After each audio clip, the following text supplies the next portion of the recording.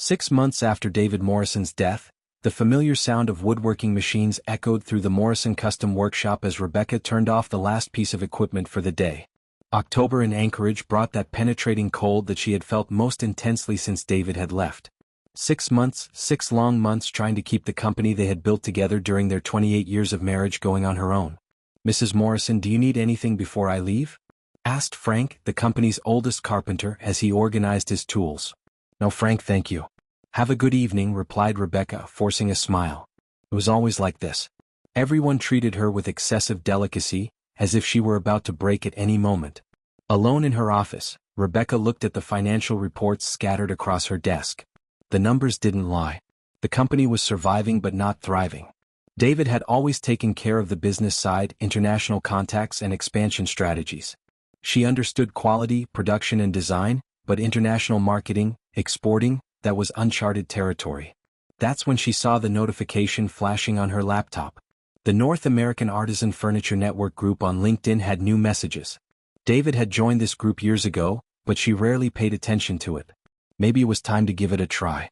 The discussion revolved around the challenges of exporting to premium markets. Dozens of comments from entrepreneurs across North America shared experiences, difficulties and successes. And then one comment caught her eye. James Hartford, CEO, London Heritage Imports. "As an importer established in the UK for 15 years, I can say that American craftsmanship is still highly valued here, especially handcrafted furniture from Alaska. The British luxury market is hungry for authentic American quality. It would be interesting to connect with serious producers who are looking for real expansion, not just opportunism." Rebecca clicked on the profile. James Hartford, 38, graduated in business administration from Cambridge University, CEO of London Heritage Imports for 15 years. The photos showed a well-dressed man with a confident smile posing next to containers full of goods at trade fairs and in meetings with other business people. There was something about his approach that seemed different. He wasn't the typical aggressive salesman trying to push impossible deals. He talked about long-term partnership, sustainable growth, and respect for American tradition. Without thinking twice, Rebecca typed a reply. "Rebecca Morrison, Morrison Custom, Anchorage. Interesting perspective, Mr. Hartford. Our company has been producing handmade Alaskan furniture for 3 generations. We have always been curious about the British market, but have never found the right partner. Would it be possible to exchange some ideas?" The reply arrived in less than 2 hours. "Mrs. Morrison, what an honor to hear from Morrison Custom. I looked up your company. Impressive family tradition and exceptional quality. Exactly what our customers are looking for. I would be very interested in discussing possibilities. Could you send me a private message with my contact details? I have a few ideas that might interest you." Rebecca hesitated. David always told her to be careful with online contacts, but this was LinkedIn, a professional platform, and she desperately needed new opportunities. James's private message arrived the next morning, accompanied by a detailed proposal. "Dear Rebecca, may I call you that? I stayed up late thinking about our conversation. I see enormous potential for partnership. The British premium furniture market is worth £1.8 billion annually and 72% of consumers prefer North American brands. Attached is a market report I commissioned last year. Please take a look at pages 23 to 27 on Alaskan furniture specifically. I have 134 points of sale in London, Manchester and Edinburgh. My customers pay a premium for authentic American quality. Your company would be perfect. Initial proposal: an exclusive Morrison line for the British market. We would start with a $52,000 trial order, growing as demand increases, a 38% margin for you, well above the American domestic market. I know this is a lot of information, but I am genuinely excited. It has been a long time since I have felt this excited about a new project. Can we schedule a video call this week? I prefer face-to-face for serious business. I look forward to hearing from you, James. P.S. My grandfather always said that Americans make the best furniture in the world. He was right. The attached report was impressive. 51 pages of detailed analysis, colorful charts, accurate statistics. It looked legitimate, professional, and the numbers were tempting. Rebecca called Michael that evening. "Mom, this sounds too good to be true," said her son, ever cautious like his father. "Do you know this man?" "Not personally, but Michael, look at the numbers. If we get even 10% of what he's proposing, Mom, please at least let me research this company before you commit to anything." "I'm not committing to anything. It's just a conversation." But in truth, Rebecca had already made up her mind. It was the first time in months she had felt anything other than sadness and worry. Hope, possibility, a chance to not only keep the company afloat but to make it grow. David would be proud. The video call was scheduled for Thursday at 8 p.m. Alaska time, 5 a.m. London time. James insisted on the early hour. Before my team arrives, I can focus completely on our conversation. When the call started, Rebecca was positively impressed. James was exactly as he appeared in the photos, well-dressed, warm smile, looking successful. The office behind him looked sophisticated with awards on the wall and a view of what appeared to be the Thames. "Rebecca, what a pleasure to finally see you," said James in perfect American English with just a slight charming British accent. "I spent 5 years working in New York. I've always had a passion for American business culture." The conversation flowed naturally. James demonstrated impressive knowledge of the furniture industry, spoke fondly of American quality, and showed her photos of furniture he had already imported. More importantly, he listened attentively when Rebecca talked about the challenges of running a family business after the loss of her husband. "I'm so sorry for the loss of your husband," James said with genuine sincerity. "My mother also died young. I know how hard it is to run a family business on your own, but you are strong, Rebecca. I can see it in your eyes." It was the kind of conversation Rebecca hadn't had in months. Someone who treated her like a competent businesswoman, not a fragile widow, someone who saw potential where others saw only problems. "I have a proposal," James said at the end of the 2-hour call. "How about we start small? You send me a detailed catalog and I'll do some market research specific to your products. No strings attached, just exploring possibilities." It sounded reasonable, more than reasonable. It sounded like the beginning of something promising. Rebecca hung up smiling for the first time in weeks. 2 months after the first contact, video calls became routine.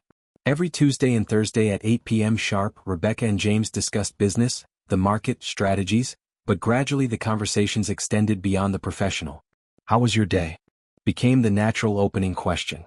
James was always genuinely interested in Rebecca's activities, the challenges at the factory, and the small successes of everyday life. "Today we finished that dining room set for the Johnsons," Rebecca said during a call in November. "Frank said it was one of the most beautiful pieces we've ever made." "Frank is the veteran carpenter, right? The one who's been with you for 22 years, James asked, remembering perfectly the details Rebecca had mentioned weeks earlier. This attention to detail impressed Rebecca. David used to do that, remember little things she mentioned. It was rare to find someone who really listened. "Exactly. Frank knows every inch of the factory. Sometimes I think he knows more about wood than I do," Rebecca laughed. "I doubt it," said James with a warm smile. "I can see the passion in your eyes when you talk about your work. It's something special, Rebecca. It's not just business to you. It's art. It's family. It's tradition." The conversations revealed more about both of their personal lives. James talked about his difficult divorce 3 years earlier. "She didn't understand my dedication to work. About the pressure of running the family business. My father built everything from scratch and now I'm the one who has to carry on the legacy. About the loneliness of being an entrepreneur. It's hard to find people who really understand the responsibilities we have." Rebecca identified completely. "Exactly. People think that being an owner is just about receiving money. They don't see the sleepless nights, the constant worries, the weight of knowing that other families depend on your decisions." "You understand," said James, looking directly at the camera. "It's rare to find someone who really understands." In December, James sent the research report he had promised. 68 pages of detailed analysis on the potential of Morrison furniture in the British market. It included price surveys, competition analysis, demand projections, even mock-ups of how the products would be presented in stores. "James, this must have cost a fortune to produce," said Rebecca, impressed by the professional quality of the document. "Investment not cost," he replied. "When I see real potential, I spare no effort. And Rebecca, I see a lot of potential here." The report showed even more impressive figures than the initial estimates. Projected demand of $850,000 in the first year, growing to $2.4 million in the third year. Hello guys, if you'd like to support our team that brings you the best true crime stories every week, don't forget to leave a like. It really helps us keep going. And we'd love to hear what you think in the comments below. Thank you for being with us and enjoy the rest of the video. Profit margins of 45%, almost double what Rebecca was achieving in the American market. "Michael, you have to see this," Rebecca said on the phone to her son that evening. "The numbers are incredible. Mom, I researched this company. I found the website, some online references, but something doesn't add up. The website was only created 20 months ago. For a 15-year-old company, that's strange. Maybe they recently revamped the website. Michael, you haven't seen the report. It's extremely professional. No one would spend that much money and time on something fake. I'm just asking you to be careful. Dad always said, your dad isn't here, Rebecca exploded, surprising herself with the intensity of her emotion. I'm sorry, Michael. I didn't mean it. It's just that your dad was always too cautious. Maybe it's time to take a little risk. The silence on the other end of the line lasted for several seconds. All right, Mom. Just promise me you won't make any big decisions without talking to me first. I promise. But Rebecca was already mentally committed. Her conversations with James had become the highlight of her days. For the first time since David's death, she had something to be excited about. Someone who made her laugh, who showed genuine interest in her life, who made her feel smart and capable again. During a particularly long call in December, when it was already past noon in London, James seemed different, more vulnerable. Rebecca, can I confess something? I'm developing feelings that go beyond the professional. Rebecca's heart raced. James, I know it's complicated.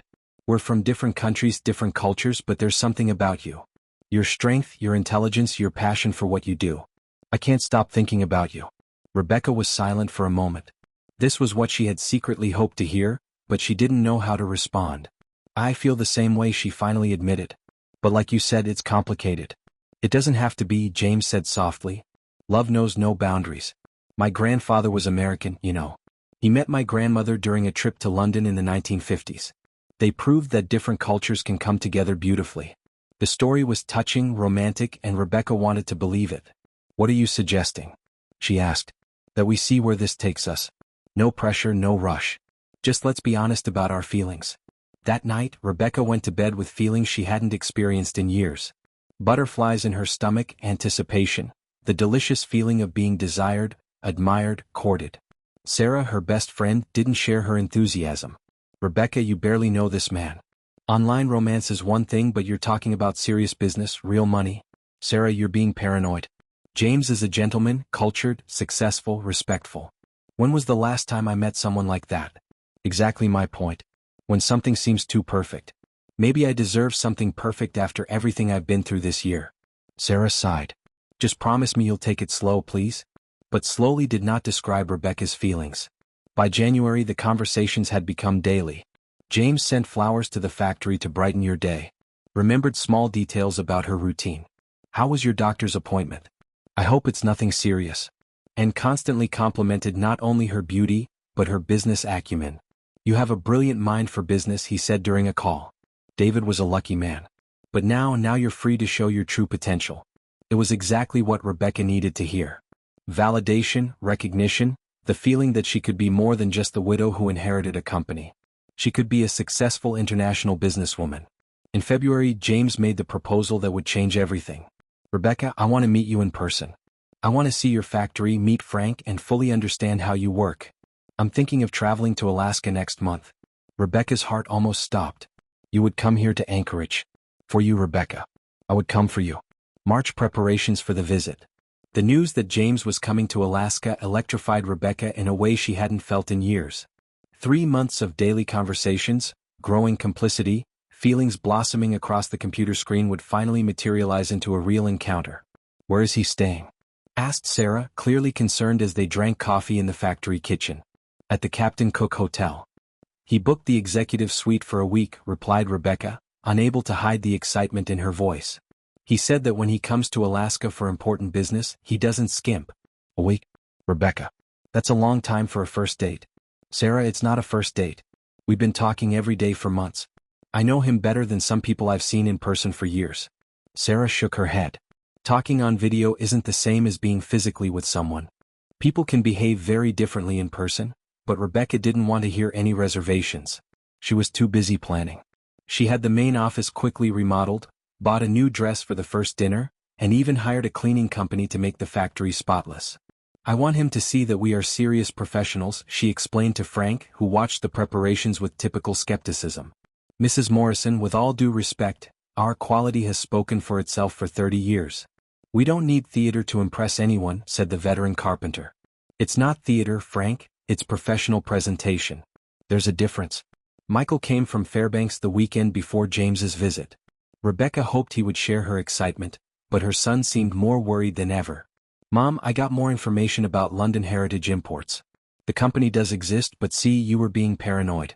"Let me finish. The company exists, but there are some inconsistencies. The addresses in the official records don't match the office address he shows on video calls, and I managed to talk to an American importer who has been working in the UK for 12 years. He's never heard of the company or James Hartford."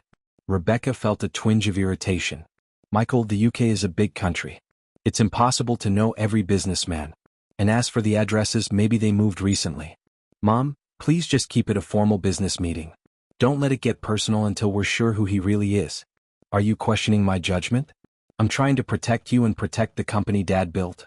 The mention of David silenced them both. It was always like this. The shadow of the family patriarch loomed over every important decision. "Your father isn't here to make decisions anymore," Rebecca said finally, her voice firm. "Now I'm the one who has to decide the future of the company. And James represents the best opportunity we've had in years." Michael sighed in defeat. "At least promise me that we'll keep the company's finances completely separate until we have a formal contract verified by lawyers." "I promise," Rebecca said. But her words sounded automatic. In fact, she had already made a decision she hadn't told anyone about. James had suggested that as a show of mutual good faith, each side make a symbolic investment before the formal meeting. For him, that meant paying his travel and lodging expenses in advance, plus a $6,000 fee for detailed technical analysis of the production processes. For Rebecca, it would mean transferring $18,000 to a joint account they would open, showing her seriousness about the partnership. "It's traditional in British business," James had explained. "It shows that both sides are financially committed, not just with words." Rebecca had hesitated at first, but James's logic seemed sound. "Think of it this way, my love," he had said. He already called her my love in their most intimate conversations. "When you go to an expensive restaurant, you pay in advance for the reservation. The same thing. We demonstrate our seriousness through financial commitment." The transfer was made discreetly through Rebecca's personal account, not the company's. $18,000 she had saved over the years, money David had never known she kept for emergencies. Confirmation of the transfer arrived on Monday morning. James called immediately, beaming with joy. "Rebecca, we received your transfer. I'm so thrilled. This confirms that you are the serious partner I was hoping for. Now I can finalize all the preparations for our meeting." "Did you do your part too?" asked Rebecca. "Of course, $6,000 has already been transferred to our joint account and an extra $4,000 as a little surprise, an early gift for our new partnership." Rebecca was touched by his generosity. James constantly exceeded expectations, always giving more than he promised. It was impossible not to trust someone like that. On Tuesday, 3 days before James's arrival, Rebecca received an unexpected package. Inside was a set of British jewelry, a necklace and earrings with traditional Celtic designs accompanied by a handwritten note. "My dear Rebecca, this jewelry belonged to my American grandmother. She always said that one day it should go back to a special American woman. When I see you on our video calls, I know she would approve of my choice. Wear them when we meet. I want you to feel like the queen you are. With all my love and admiration, James. Only 3 more days. I can't wait to finally hold you in my arms." The jewelry was beautiful, clearly antique and valuable. Sarah, who was present when Rebecca opened the package, looked even more concerned. "Rebecca, this is very intense for someone you've never met in person. Family jewelry, declarations of love. Don't you think it's happening too fast? Sarah, you're my best friend, but you're being unfairly cynical. James is a romantic traditional man. In his culture, gestures like this are normal." "What culture? Do you really know his culture or just what he tells you?" The question bothered Rebecca more than she admitted.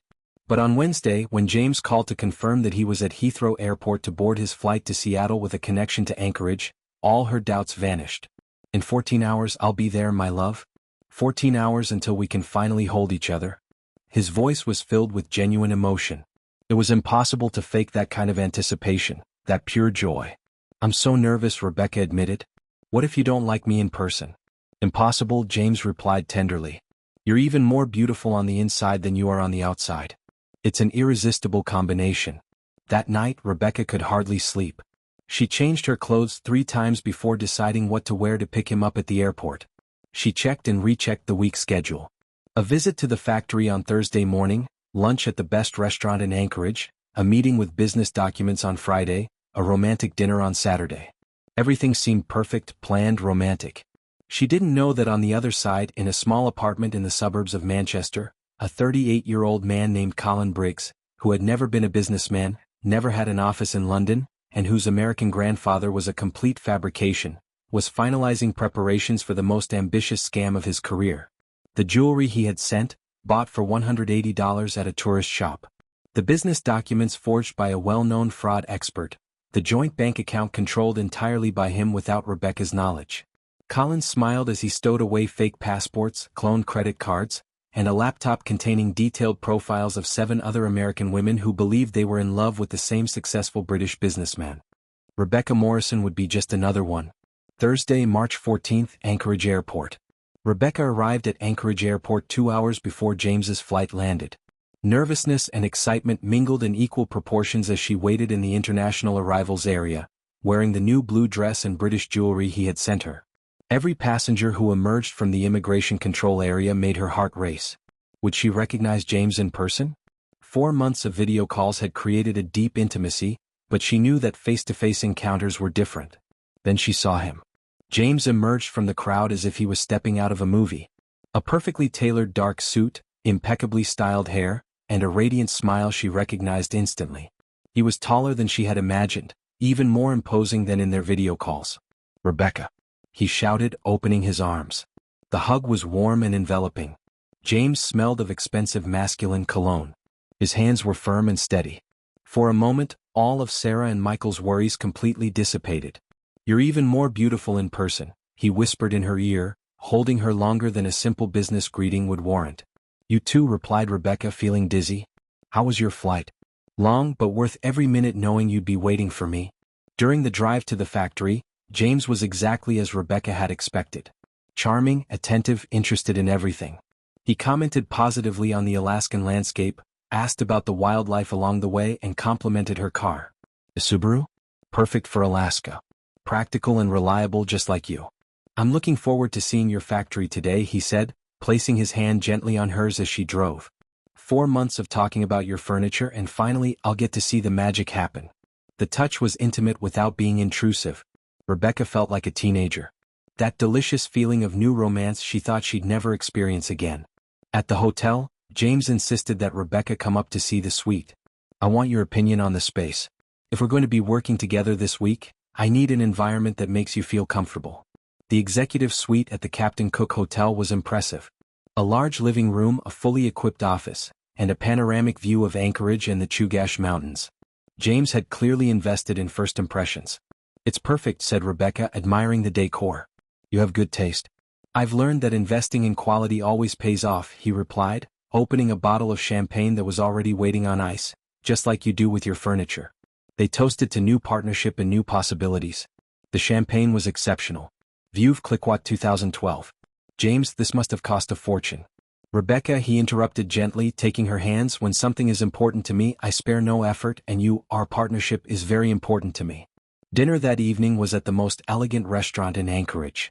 James had reserved a private table and ordered the tasting menu with wine pairings. Throughout the meal, he demonstrated impressive knowledge of cuisine, wine, and American culture. "My grandfather taught me to appreciate American culture from an early age," he explained when Rebecca commented on his knowledge. He said that Americans know better than anyone how to combine innovation with tradition. They talked about business, but the conversation naturally and constantly drifted to personal matters. James shared stories about his family, apparently traditional and close-knit. His studies in America during graduate school. "I spent 2 years in Boston, the best time of my life." His professional ambitions. "I want to build a lasting commercial bridge between our countries," and romantically asked Rebecca, encouraged by the champagne and the intimate atmosphere. James smiled wistfully. "Since my divorce, I have been very cautious. My ex-wife, it was a painful experience. She couldn't understand my dedication to work, my ambition. She said I loved business more than her. And was that true? At the time, maybe. But I've learned that success without someone to share it with is empty." He looked directly into her eyes. "That's why when I met you, someone who understands business as well as the heart, I knew you were special." Rebecca felt her chest tighten. "James, I know it's early for declarations, but I need to be honest. These 4 months talking to you have changed my perspective on many things, on business, on life, on possibilities." The evening ended with a tender kiss at the hotel door. Nothing rushed or invasive, just the kind of romantic kiss that confirmed mutual feelings without pressuring for more. "See you tomorrow, my dear," James murmured. Rebecca drove home on cloud nine. It was like living a fairy tale. The charming international successful businessman who crossed oceans for her. Sarah was wrong. Michael was wrong. Sometimes good things really did happen. The next morning, James arrived at the factory promptly at 9 a.m. He was wearing a more casual but still elegant suit and carrying a British leather briefcase that screamed quality. "Good morning, Frank." He greeted the carpenter, extending his hand firmly. "Rebecca told me a lot about you. It's an honor to meet the master craftsman." Frank, usually reserved with strangers, was clearly impressed by the respect shown. "Mr. Hartford, welcome to Morrison Custom." The tour of the factory was a triumph.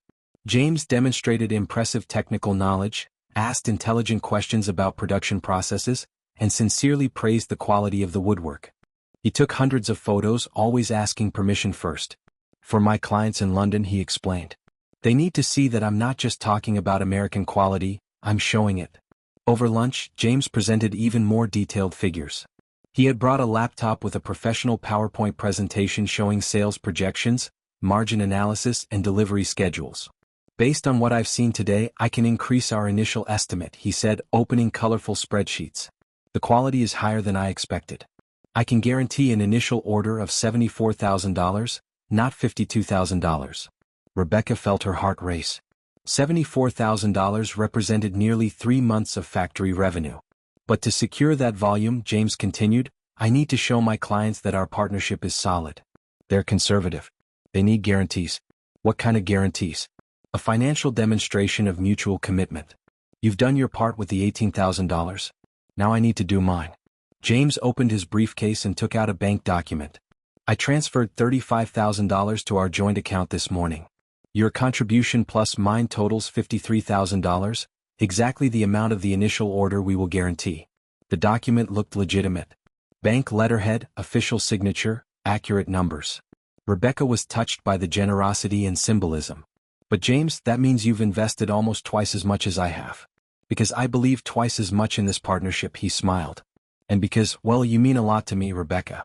It's not just business."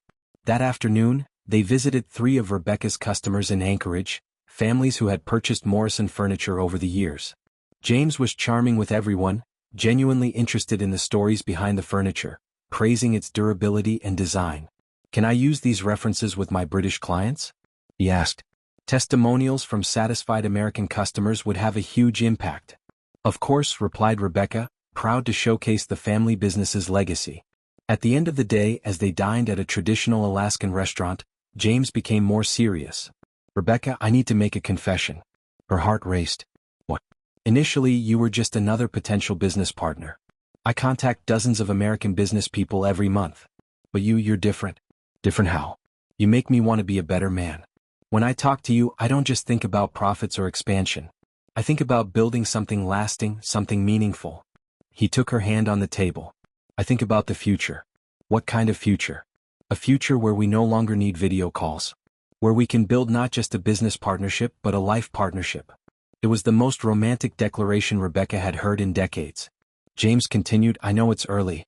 I know we're from different worlds, but true love knows no boundaries. My grandparents proved that." That night, Rebecca invited James to see her home. It was a significant step. David had been the only man to enter her home since they were married 30 years earlier. The house reflected decades of family life. Photos of Michael as a child, furniture made in their own factory, memories of a life shared. James observed everything with respectful awe. "I can see why this place is special to you," he said, looking at a photo of David and Rebecca on their wedding day. "He looked like a good man. He was the best, and he wouldn't want you to be alone forever." It was true. David had always said that if anything happened to him, he wanted Rebecca to be happy again. They ended up falling asleep together on the sofa, watching an old American movie that James said he knew from his university days. Nothing sexual happened, just closeness, comfort, the feeling of not being alone for the first time in months. On Friday morning, James woke up before Rebecca and made breakfast. "I learned from my American grandfather," he explained when she came downstairs and found the table set with pancakes, maple syrup, and strong coffee. "You're too perfect to be real," Rebecca laughed. "I'm real and I'm here. And if you let me, I want to keep being here." It was the perfect moment, the perfect week, the perfect man. Rebecca didn't know that too perfect to be real was exactly the problem. Friday, March 22nd, the day it all fell apart. Friday morning began like the ones before, with James being absolutely charming. He had insisted on making breakfast again, this time with a surprise.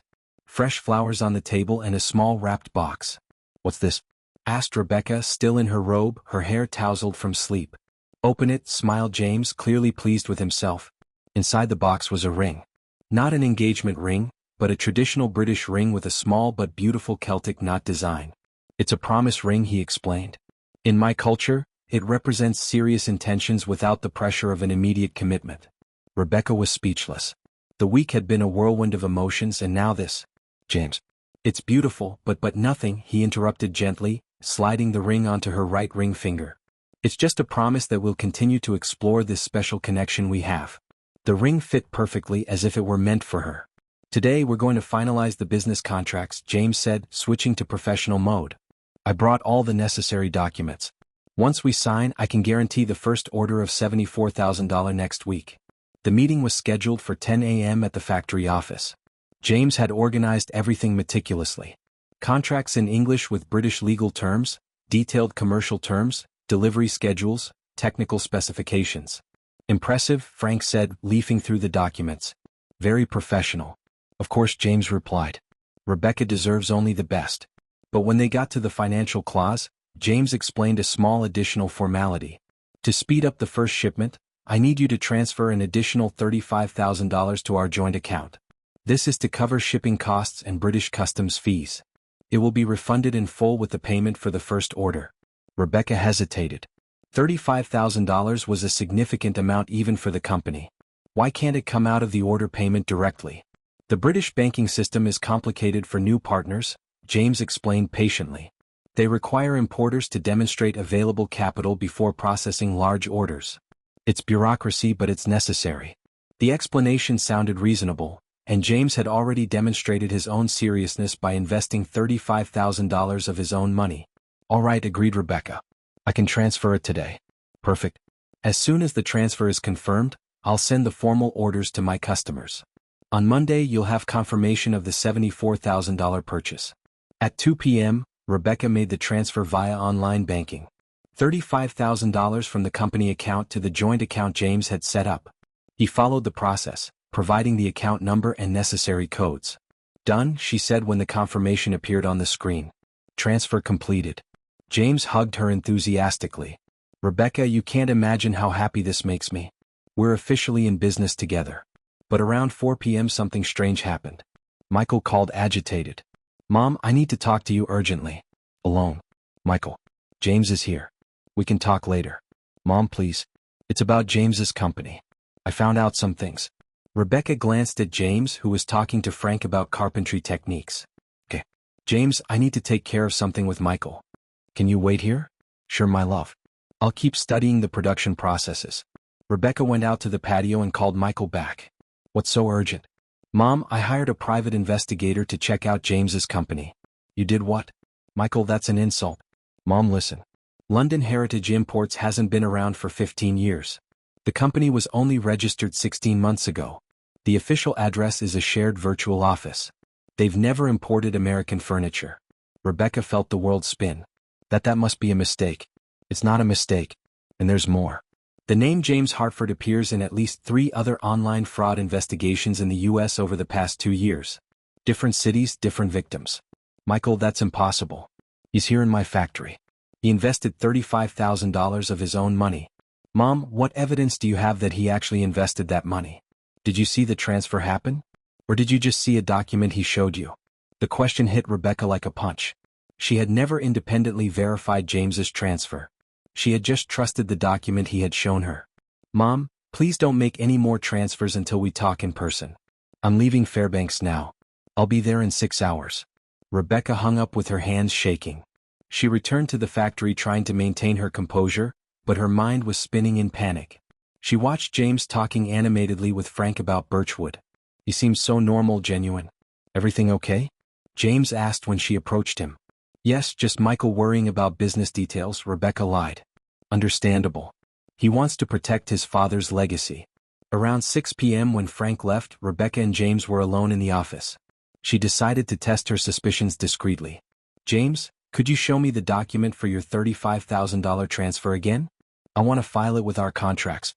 Sure, he replied without hesitation, picking up the folder. Here it is. Rebecca examined the document more carefully this time. Quality paper, bank letterhead, accurate numbers. But something bothered her. This bank, Barclays International, where exactly is it in London? James seemed slightly surprised by the specific question. In the City of London Financial District. What? It was a generic answer. Rebecca had researched British banks during her market research and knew that Barclays had dozens of branches in London. Just curious, is that the bank you always use? Yes, for years. They have excellent service for business people. But when Rebecca looked at the document again, she noticed something that made her pause. The transfer date was wrong. The document showed March 21st, Thursday. But James had said he made the transfer on Thursday morning before visiting the factory. However, he had shown her the document on Wednesday during dinner. There was no way he could have had a document from Thursday on Wednesday. Rebecca felt her blood run cold. James, can I see your cell phone for a moment? I want to show my friend Sarah some photos of the factory. Sure, he replied, handing over the device without hesitation. Rebecca opened the banking app, but when she tried to access it, she discovered that there was no British banking app installed. In fact, there were no business-related apps, no communication with British clients, nothing that indicated international business activity. James, she said slowly, your banking app isn't here. For the first time since he had arrived, James looked uncomfortable. Oh, I use a separate phone for business security reasons. Where is that phone? At the hotel. I don't usually carry it with me when I'm relaxing. It was a plausible explanation, but added to the other inconsistencies. At that moment, Michael arrived. Rebecca heard his car in the driveway and felt relief and terror in equal measure. Rebecca, darling, who's here? James asked. My son Michael. Michael entered the office with a serious, determined expression. Good evening, he greeted James formally. Michael, it's a pleasure to meet you at last. Your mother talks so much about you, but Michael ignored the cordiality. Mr. Hartford, could you show us your official identification, passport, or driver's license? James looked surprised. Excuse me? Identification? We are finalizing business contracts. It's standard procedure. Rebecca realized that Michael was deliberately testing James. The tension in the air became palpable. Of course, said James, pulling a British passport from his briefcase. Here you are. Michael examined the document carefully. Very carefully. This passport, he said slowly, was issued only 10 months ago. For someone who has been traveling internationally on business for 15 years, that's unusual. James maintained his composure. Routine renewal. The previous one expired. And you don't have any American identification? You said you studied here and worked in New York. Only visa stamps and my old passport. I'm not a resident. Michael looked at Rebecca, then back at James. Mr. Hartford, my mother transferred $53,000 to accounts associated with you. I need to see official evidence of those accounts. Michael, Rebecca interjected, embarrassed. That's unnecessary. No, it's fine, James said calmly. I understand the concern. He took out his cell phone. I can access the bank account online to show you the deposits. But when he tried to log in, the connection failed. Internet problem, he explained.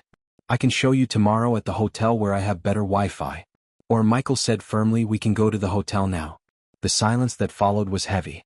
James looked from Michael to Rebecca, calculating. Rebecca looked from James to Michael, torn between loyalty to the man she loved and trust in the son who was trying to protect her. Finally, James sighed. You don't trust me. We just want to verify some information, Michael replied. If everything is correct, there's no problem. James nodded slowly. I understand. Let's go to the hotel then. But when they arrived at the Captain Cook Hotel 20 minutes later, the night manager brought them shocking news. Mr. Hartford checked out this afternoon at 3 p.m. He said his trip was cut short due to a family emergency. Rebecca felt the ground disappear beneath her feet. That's impossible. He was with us just now. The manager checked the system. I have it here. Checked out at 3 p.m. Bill paid in full by credit card. Michael turned to James, who had visibly paled. Can you explain this? James opened his mouth, closed it, tried to speak, gave up. That was when everything fell apart. Saturday, March 23rd, the brutal awakening. The night following the discovery at the hotel was the longest of Rebecca's life. James had disappeared, literally evaporated the moment they were confronted with the inconsistency of the checkout. 1 second he was standing next to her, the next he was gone among the cars in the parking lot. Michael immediately called the police. Detective Williams, a middle-aged woman with decades of experience in fraud, arrived at the hotel at 11:30 p.m. "Unfortunately, this is a pattern we know well," said the detective, examining the documents James had left behind in his rush to flee. "International romance scam with elements of commercial fraud." "But he was here," insisted Rebecca, still in shock. "Physically here. This can't be a common online scam." "No, ma'am. This is much more sophisticated. It's what we call a face-to-face scam.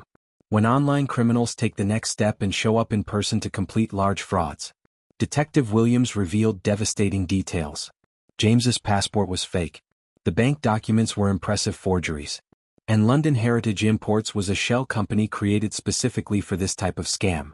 "The joint account you opened," the detective explained, "was set up so that only he could access the funds. The $53,000 you transferred was immediately moved to offshore accounts in 3 different countries." Rebecca felt as if she were living a nightmare. "What about the $35,000 he said he invested?" "It never existed. The document he showed you was forged, very well forged, but fake." Michael held his mother's hand as the detective continued to reveal the extent of the operation. "This man, whose real name we don't even know, is being investigated in at least 7 similar cases in the United States and Canada. 7 cases, business women, usually widowed or divorced, always in the 45 to 60 age range. The pattern is always the same. Months of emotional grooming online, promises of lucrative business deals, declarations of love, then a face-to-face meeting for the final blow." The detective showed photos of other victims, women who looked like Rebecca, women who had gone through exactly the same experience. "This lady here in Portland lost $92,000. This one in Vancouver, $147,000. They all believed they were in love with a successful British businessman." Rebecca began to cry, not just for the financial loss, but for the devastating humiliation of having been so completely deceived. "The jewelry he gave me, fakes, approximate market value, $70. The flowers, the expensive gifts, paid for with cloned credit cards. We found at least 15 different cards in his name in the last 6 months. Each revelation was like a stab in the heart.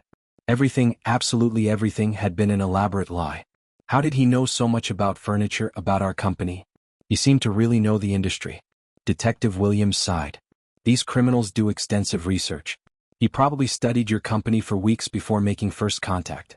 Websites, social media, public records, even contacting former employees posing as potential customers. And the perfect American English. James, or whatever his real name is probably American or Canadian. We believe he is a citizen who uses a fake British identity as part of the scam." On Saturday morning, more details emerged. James had left clues in his rush to flee: a laptop hidden in the rental car, discarded credit cards, even a notebook with names and information on other potential victims. He was planning to pull the same scam on at least 9 other American women, Detective Williams revealed. "You were just the first on the list."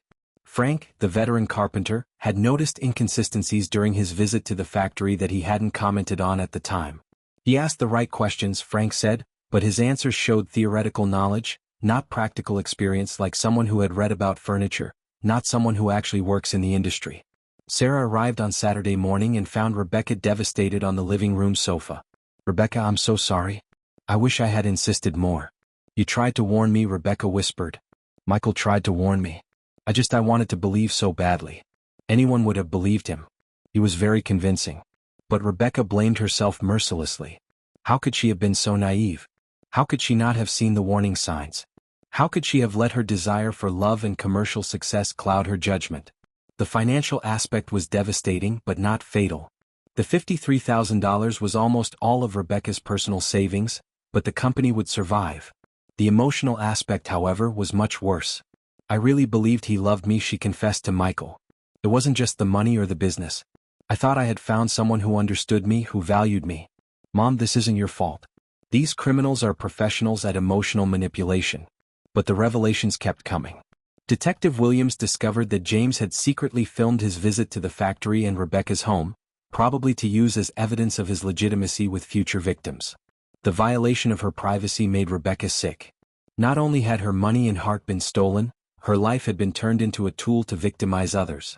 A week later, Detective Williams brought an important update. We were able to identify his real name.